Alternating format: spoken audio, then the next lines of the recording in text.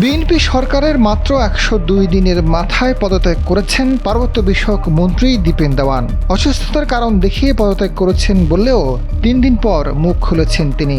তার মন্ত্রিত্ব ফেরত দেওয়ার দাবিতে রাঙামাটিতে বিএনপি নেতাকর্মীরা বিক্ষোভ সমাবেশ ও সড়ক অবরোধ করেছে। পাহাড়ের সাধারণ মানুষ থেকে বুদ্ধিজীবী মহলের মধ্যে তীব্র ক্ষোভ ও হতাশা দেখা দিয়েছে। এদিকে দীপেন দেওয়ানের পদত্যাগ নিয়ে নানা আলোচনা সমালোচনা যখন তুঙ্গে, তখন বিষয়টি নিয়ে মুখ খুলেছেন তিনি। বুধবার রাতে বিভিন্ন গণমাধ্যমে বিবৃতি পাঠিয়েছেন।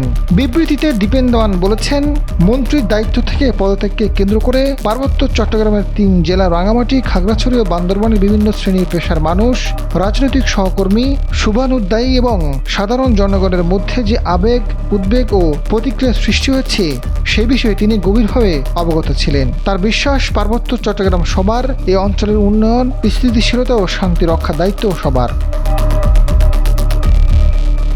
পাহাড়ের মানুষকে শান্ত, ধৈর্য ধারণ, আইন শৃঙ্খলা ও সম্প্রীতি বজায় রাখার আহ্বান জানিয়েছেন তিনি।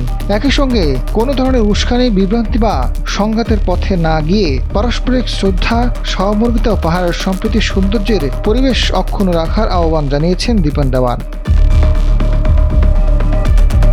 বিএনপি তার রাজনৈতিক আদর্শের ঠিকানা জানিয়ে দীপেন দেওয়ান জানান, জীবনের অবশিষ্ট সময় এই দলের আদর্শ ও দেশের জনগণের কল্যাণে নিজেকে উৎসর্গ করতে চান। ব্যক্তিগত বা রাজনৈতিক যে কোনো পরিস্থিতিতে তিনি দলের প্রতি তার আনুগত্য ও অঙ্গীকার অটুট রাখবেন। এই দল তিনি কখনো ত্যাগ করবেন না।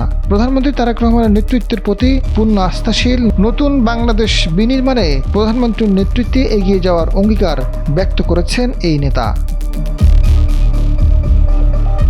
আজাদ ফারুক, সময়ের আলো।